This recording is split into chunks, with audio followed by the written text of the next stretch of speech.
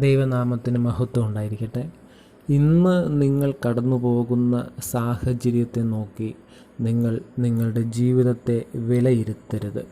കാരണം ഇന്ന് നിങ്ങൾ കടന്നു പോകുന്ന സാഹചര്യത്തെ ഒരു നിമിഷം കൊണ്ട് മാറ്റിമറിക്കുവാൻ നമ്മുടെ കർത്താവിനെ കൊണ്ട് സാധ്യമാണ്.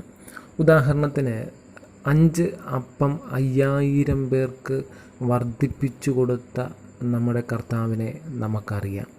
അപ്പോൾ തന്നെ ആ വിഷയത്തിൽ നമ്മൾ ശ്രദ്ധിക്കേണ്ട ഒരു പോയിൻ്റ് ഇതാണ്: 5 അപ്പമേ കയ്യിലുണ്ടായിരുന്നുള്ളൂ. അതായത് അപ്പോഴത്തെ സാഹചര്യം അവിടെ 5000-ത്തിലധികം ആൾക്കാരുണ്ട് എന്നുള്ളതാണ്. 5000 പുരുഷന്മാരും പിന്നീട് സ്ത്രീകളും കുട്ടികളും എല്ലാം അവിടെ ഉണ്ട്.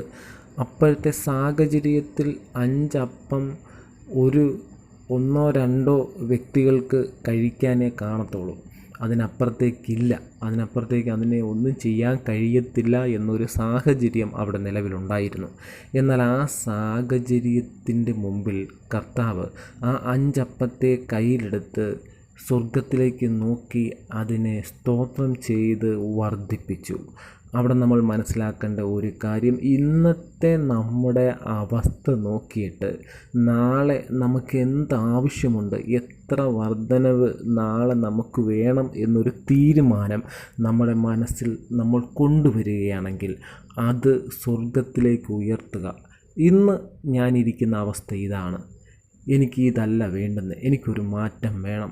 ഇന്ന് ഞാനൊരു കടത്തിലാണ് ഇരിക്കുന്നത്, ഇന്ന് വീടില്ലാതെയാണ് ഇരിക്കുന്നത്, ഇന്ന് മാനസികമായി അസ്വസ്ഥതപ്പെട്ടാണ് ഇരിക്കുന്നത്. അങ്ങനെയൊക്കെ നമ്മൾ ചിന്തിക്കുന്നുണ്ടായിരിക്കാം. പക്ഷേ എനിക്ക് പറയാനുള്ളത്, ഇന്ന് നിങ്ങൾ എങ്ങനെ ഇരിക്കുന്നു എന്നുള്ളതിനെക്കുറിച്ചല്ല, ഇന്ന് നിങ്ങളായിരിക്കുന്ന ആ അവസ്ഥയിൽ നിന്നുകൊണ്ട് സ്വർഗത്തിലേക്ക് നോക്കിയിട്ട് ഇതിനെ ഒന്ന് വർദ്ധിപ്പിക്കണം. കടഭാരമാണെങ്കിൽ ഇത് മാറണം, രോഗമാണെങ്കിൽ ഇത് മാറിപ്പോകണം. ഇന്ന് ഞാനിരിക്കുന്ന ഈ അവസ്ഥയ്ക്കൊരു മാറ്റം വരണം.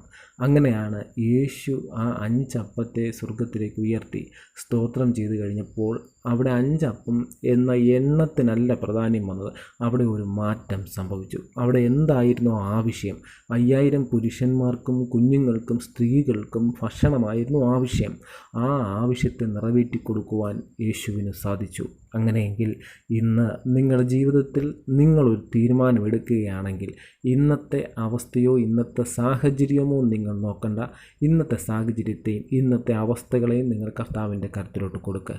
കർത്താവ് അത് മാറ്റാൻ പോവുക. നിങ്ങൾക്കാവശ്യം എന്താണോ അതിന് തക്ക വിധം കർത്താവ് നിങ്ങളുടെ ആവശ്യത്തിന് ഉതകുന്ന വിധം അതിനെ വർദ്ധിപ്പിക്കുവാൻ പോവുക.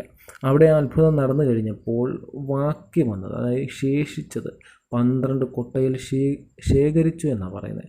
അങ്ങനെയാണെങ്കിൽ നിങ്ങൾ നിങ്ങളുടെ ആവശ്യങ്ങളെ മുന്നിൽ കണ്ടുകൊണ്ടാണ് സ്വർഗത്തിലേക്ക് നോക്കുന്നതെങ്കിൽ, സ്വർഗത്തിലേക്ക് കരം ഉയർത്തുന്നതെങ്കിൽ കർത്താവ് പറയുന്നു അത് അധികം വരത്തക്ക രീതിയിൽ കർത്താവ് തരാൻ ശക്തനാണ്. ഈ വചനങ്ങളാൽ ദൈവം നമ്മളെ അനുഗ്രഹിക്കട്ടെ. ആമേൻ.